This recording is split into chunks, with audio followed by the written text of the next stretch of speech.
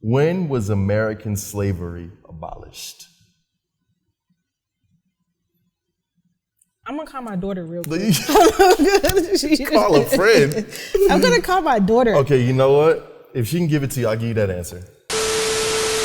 My name is Zeplyn. We are here at the Culture Experience in front of the that sign, ATL that rather. Damn. Rude. And I am here with one of the performers that we just had, Ms. Renni Rucci. The biggest. Hello. Renni Rucci. How are you doing today? I'm wonderful. Thank How about you? I love the Southern hospitality. See, we from the DMV. People don't ask how you doing up there. Everybody from the South asks. I'm doing well. Thank you so much. Your voice is so soothing. Oh, should do like ASMR. I feel like that's a little weird. Just talking into like the little microphone. Do you watch those? You watch those. How you eat the food ones? My kids got me watching them. Is it soothing for them? I don't know what it is, but they just watch them all. They just watch it. Now I'm hooked on it. Like, damn, that food look good. What's like your favorite ASMR video? I don't really have a favorite, honestly. Nah. If they come up, I'm gonna watch it. You just watch it. Yeah. I feel that. Talk to me about your name, because I think that's really. So I know your real name is Courtney. Mm-hmm. Courtney Renee. Did I see that? Okay. Renni Rucci. That's the one you want to talk about. So which person you want to talk about? Because there's a few of them. That's what you want. You know what? Let me hear the difference between the both of them and how they first. Obviously, your parents gave you Courtney, so that's where that came from. So talk to me about who was Courtney and who was Renni Rucci. No, okay. So listen, Courtney. I didn't pick that name, obviously, but my daddy named me after his favorite girlfriends. That is what he told me. Like, that's what he told me. And it wasn't your mom? No. My mom's name is Jacqueline. How did you feel when you heard that? Shit, that's some player shit. I really was trying to figure out how did my mama let that happen because she acted so stiff. Like, how did you let this happen? Facts. But anyway, okay. Courtney is, regular, like normal, a mom, to myself, like a real homebody. Okay.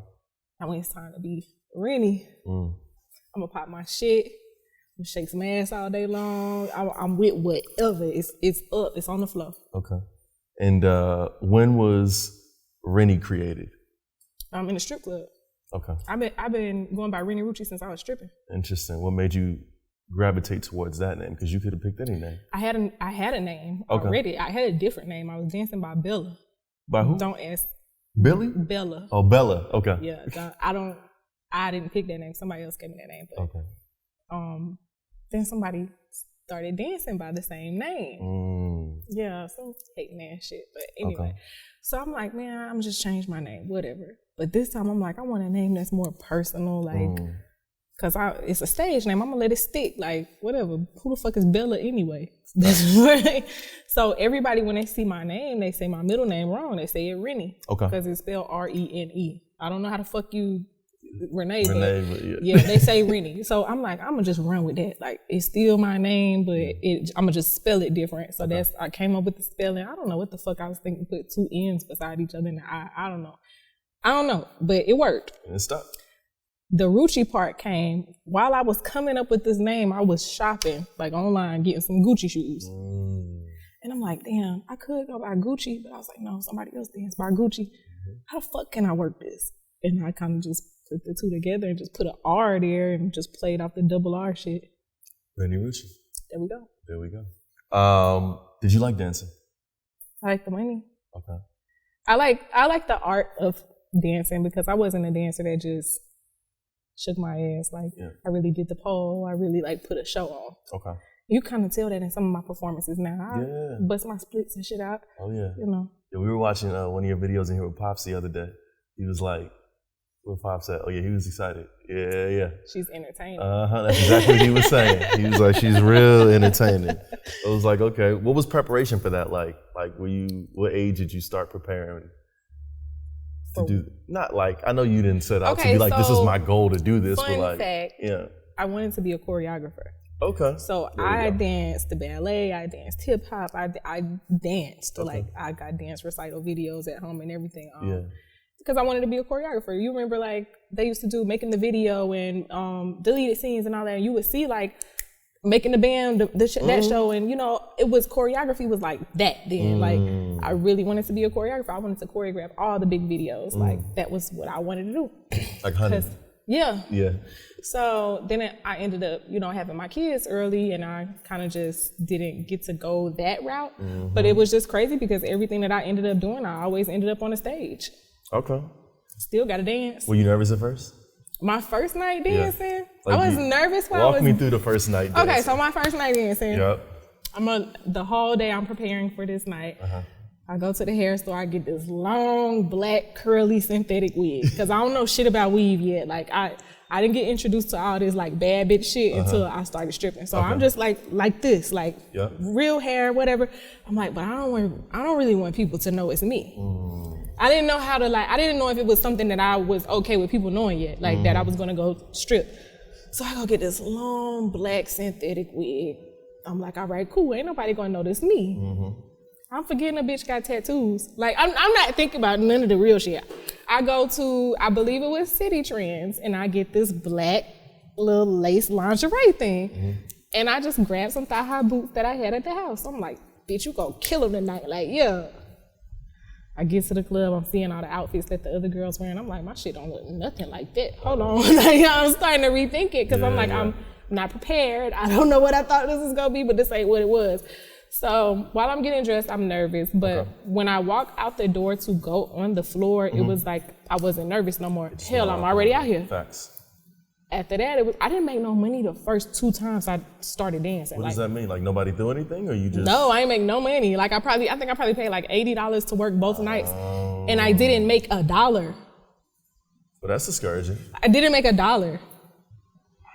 I didn't know what the fuck I was doing though. Yeah, but then you learned. I learned, and I went from making no bag to leaving the club being the bitch that made the biggest bag. Wow. Talk to me about, not the dancing, I don't want to know what you learned from that, but talk to me about, like, were there any life things that you learned while dancing or working at the strip club? That lifestyle will really, fold you or mold you. You gotta be ready for that. You gotta have a strong mind. And I really appreciate it, because if I didn't go through it, I don't feel like I would have been able to handle a lot of obstacles that I faced being an artist. But, it's a life lesson for sure. Okay. So you just brought it up, artistry. What's the point when you say, I want to stop dancing? I'm killing it as a dancer. I want to stop dancing, and now I want to focus on this music thing. Well, me starting to do music was the beginning of that. That was like me, all right, it's time to transition. Like, gotcha.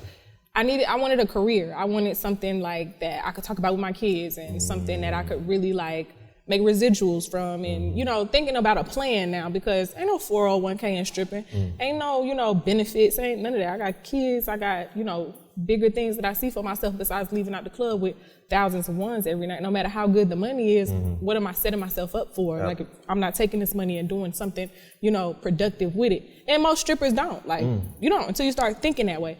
So I was like, it's just time. Like, my kids getting older. Like, I don't want to be in the club every weekend.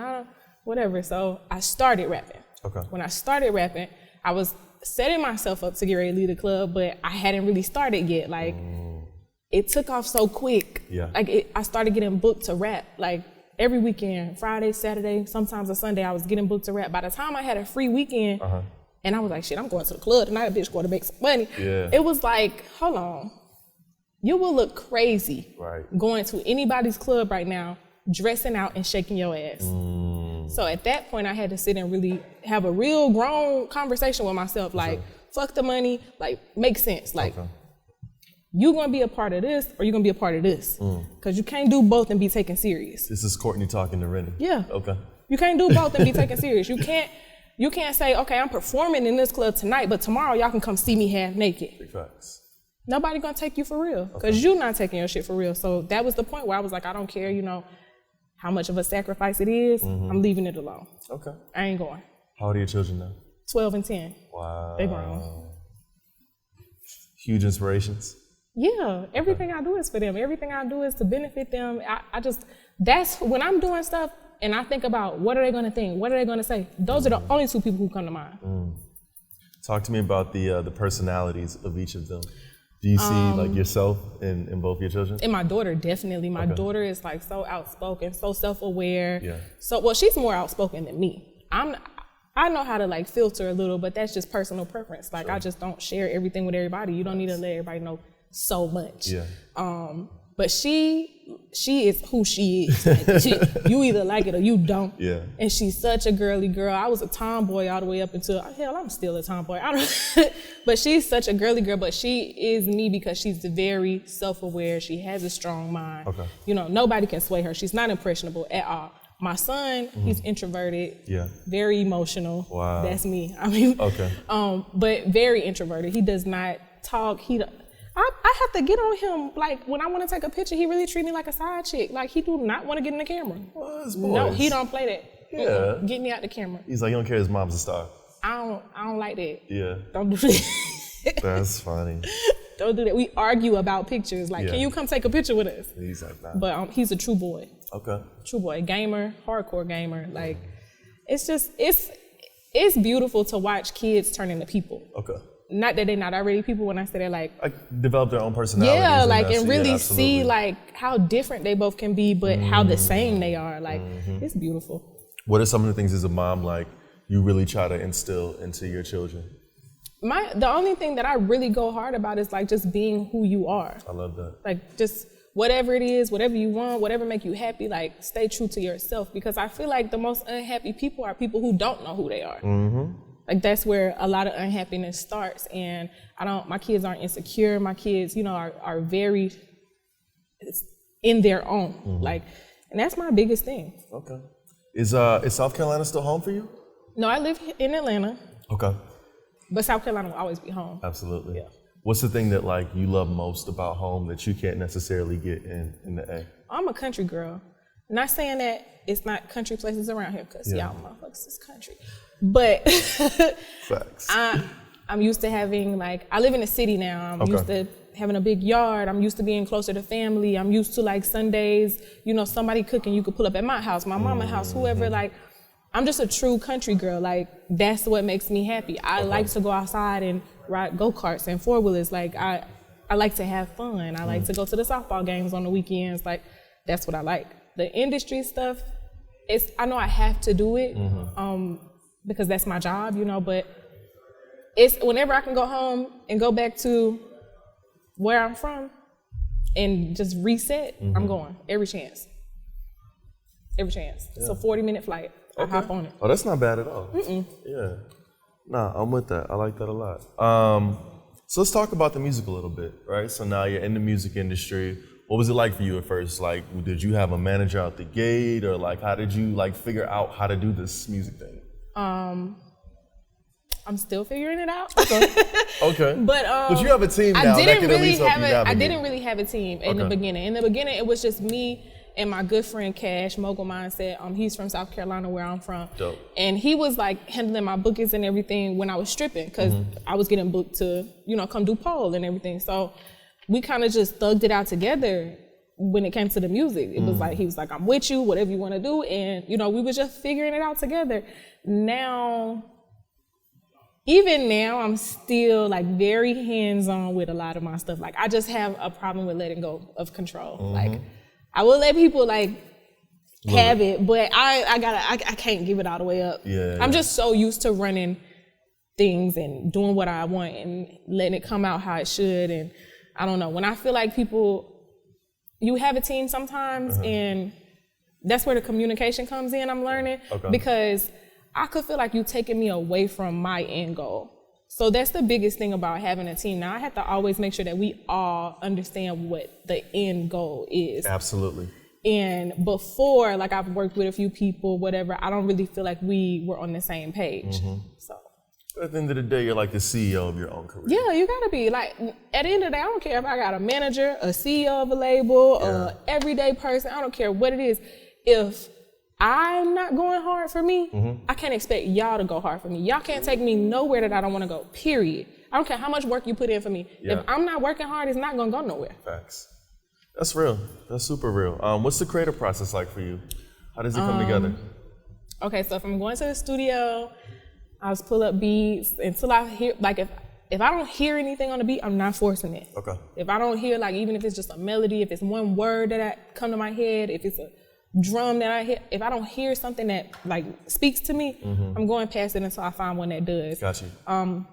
I punch in, so I just sit there and, you know, figure out where I want to go with it. Are you a writer or is it off the top of the dome? Punching in off the top. Like, I don't sit there. But to me, that's the same thing as writing. Okay, like, that's valid. I really feel like it's the same as writing. A lot of people, I'm freestyling. No, punching in is just writing without writing it. Okay. It's like you keep going over the line until you figure out what you want to say. So absolutely. It's writing it to me in my head, you know, when it's time for me to go highlight it and shit. I wish I would have wrote it down because I can't remember what I said. But unless it's like something that I really want to tell a story about, or then I write. I like that. I like that a lot. And I think that whatever works for you, you know. Got me this far. Yeah, absolutely. Talk to me a little bit about, we just hit a new year rather, in this decade, 2021. What are some of the goals you've set for yourself? You know, I want to touch the charts this year. Absolutely. I think that's my biggest goal, and every other goal I have are smaller ones leading to that one. Okay.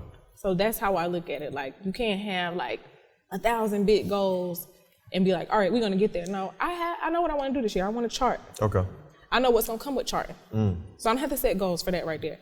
What I need to do is have my main goal and my smaller goals, my short-term goals, to work towards my long-term goal. Absolutely. So that's where I'm at. I want to touch the charts this year. Well, you have the song right now, Ringing Off with Kevin Gates. Yeah. That's kind of fire. It's just the beginning. Absolutely. Talk to me a little bit about how that came together and the inspiration for the video. Because I feel like that is Renni Rucci in full effect. Definitely. In that. Definitely. So, yeah, 100%. So talk to me a little bit about that and in the video as well. He had the record. Mind you, Kevin is somebody who's shown me support from our first encounter. I had got added to like some concert dates he had or whatever from a promoter that I know, and he just had been very supportive like from that time on. And he had the record already cut with the open verses and everything ready a year ago. Okay. I just drug my feet a little bit with it because I think like I said, I really didn't feel like an artist up until maybe recently. Wow. Like 2020? Yeah. So you found yourself like mid-pandemic? Yeah, like I really didn't feel like a real artist yet. Like it really hadn't set in that, you're a rapper. How come? I guess because I still live like such a regular life. Like I'm not out every night. I'm not around like people in the industry a lot. I like to be by myself. I like to be with my kids. Like I like to do normal shit. I don't like go places for it to be like, oh, that's Renni there, or to feel that, you know what I'm saying? Now, like, what made me realize it is just like seeing the numbers and seeing, you know, people really rapping my words, like word for word at the shows or on the internet, like, you know, the impact. Like when you see like you have an impact, to me, that's when you know like, oh, you doing something. Yeah. So that's what it was like. But at that time, like when he sent the record, again, like I wasn't aware of who I was as an artist yet. I didn't even really look at myself as an artist yet. So I was intimidated. I don't want to fuck this up. Yeah. Like this shit gotta be right. Absolutely. And this is also an artist whose music I love. Yeah, so the pressure is on. Yeah. But luckily, like I said, he's always been supportive. So he held the record. Wow. That's decent of him. Cause that's a smash. Yeah. Yeah. And you know it's a smash. Though. Yeah. Okay, all right, for sure. That's what's up. We popped our shit. Yeah. Okay, so now talk to me about the video. Okay, so the video, of course, Kevin's not in the video. Yeah. Originally, he was supposed to be in the video. Okay. And, you know, I just had this idea for us going through like these, like a Pandora's box kind of. Like something really like risky and, you know, some shit that people want to talk about. Absolutely. And that's who Renni is over there. Renni is all of that. Yeah. Renni is everything. Like, she's the bitch. Did you see it? That's Renni. So even without him being in the video, I was like, shit, we still gonna do it like this. We'll just put other people in there and it'll be like, I'm walking through the Pandora's box. Like, just the song and the treatment for the video don't really go together. But when you're watching it, it don't matter. Yeah. Because the video is so good. Yeah. I feel that. And you kind of have a main focal point that people are just kind of looking at you the whole time in the video. you looking at me or you watching us dance. Yeah. Like it's something that takes your mind even off of him not being in the video. Absolutely. Like it take your mind off. I didn't even think about it till you just said it. Yeah, it take your mind off of all of that because it's truly entertaining. Absolutely. Okay. So what can we expect musically from you kind of coming out this year? Yeah, I'm finishing my album, Real Bitch Radio. It's on the way. Dope.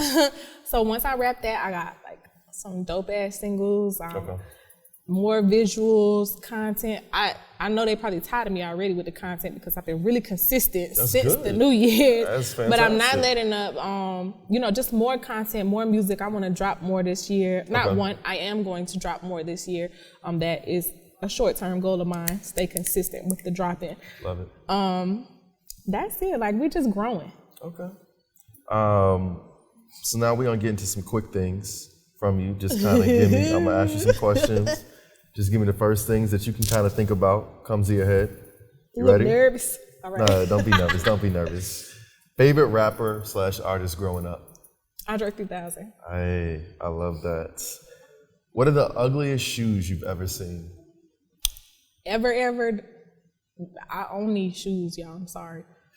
The Prada shoes, the big ones. The ones that look like the teeth. Yeah. How'd you buy them? How did I buy them? No, why did you buy them? Shit, I'm a rapper.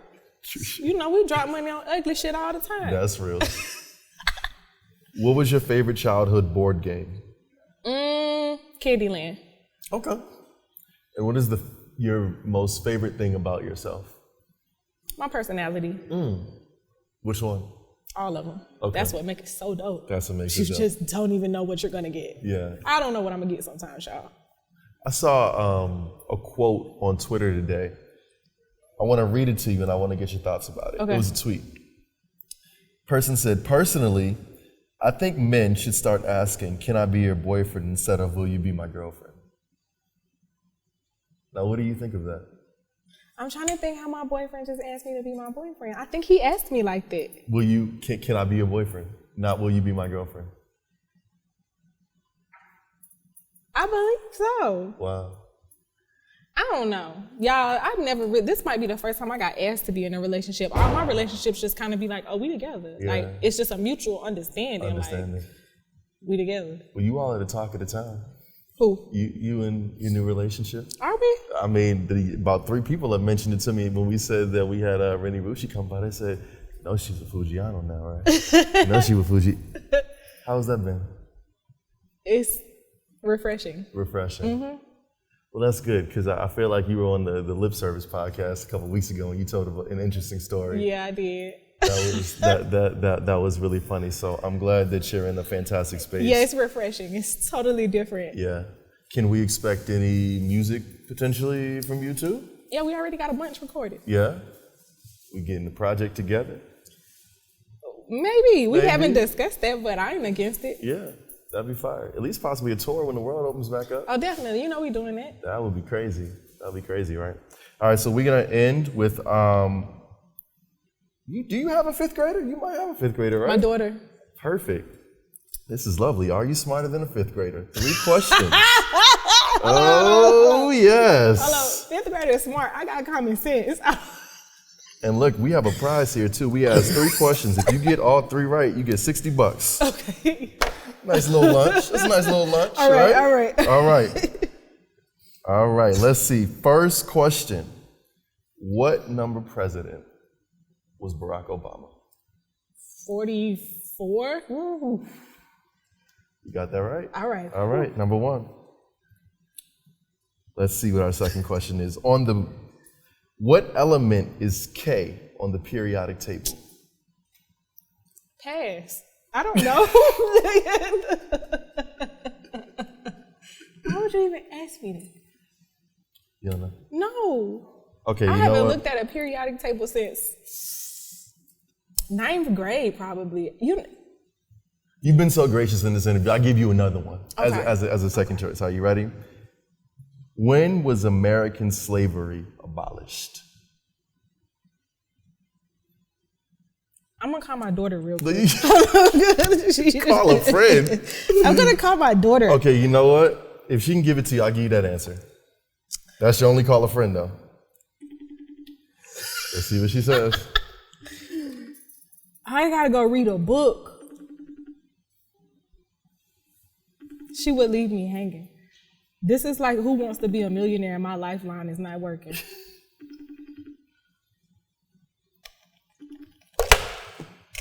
Do we have an answer? I'm gonna say